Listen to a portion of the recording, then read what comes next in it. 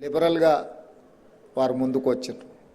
యువత ఉద్యోగ ఉపాధి అవకాశాలు కల్పించడంలో కానీ, రైతులు పండించిన పంటకు సంపూర్ణ సహకారాన్ని అందించి గిట్టుబాటు ధరలు ఇచ్చి పంటలని వ్యవసాయాన్ని ప్రోత్సహించాలని, అదేవిధంగా పేదలకు వైద్యాన్ని అందించాలని, నిరుపేదలకు విద్యను అందుబాటులోకి తీసుకురావాలని వారి బడ్జెట్లో విద్యా వైద్యానికి, వ్యవసాయానికి, పరిశ్రమలకు ఉద్యోగ ఉపాధి అవకాశాల కల్పన కోసం అత్యధికంగా వారు నిధులను కేటాయించడం జరిగింది.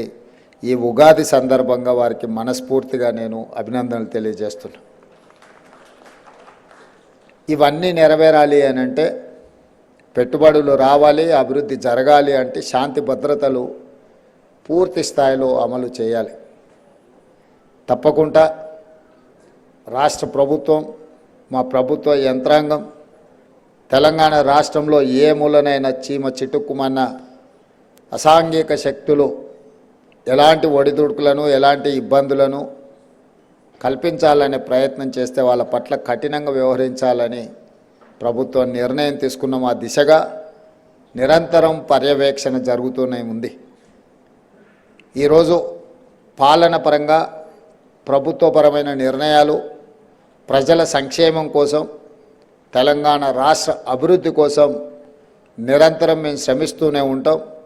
మా మంత్రివర్గ సహచరుల సహకారంతో, మా శాసనసభ్యులందరినీ అండగా నిలబడడంతో ఈరోజు ఈ కార్యక్రమాలను నేను, మా ఉప ముఖ్యమంత్రి వర్యులు బట్టి విక్రమార్క గారు జోడెద్దుల్లాగా రాష్ట్రాన్ని అభివృద్ధి పదం వైపు నడిపించడానికి నిరంతరం ప్రయత్నం చేస్తున్నారు.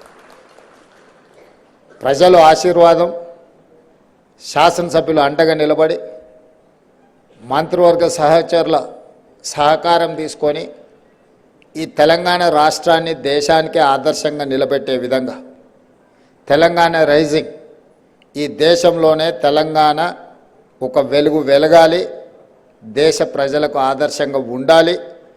హైదరాబాదు నగరం అంటే ప్రపంచ స్థాయిలోనే ఈ నగరానికి గుర్తింపు ఉండాలని చెప్పి ఈరోజు మన ప్రభుత్వం ప్రయత్నం చేస్తున్నది.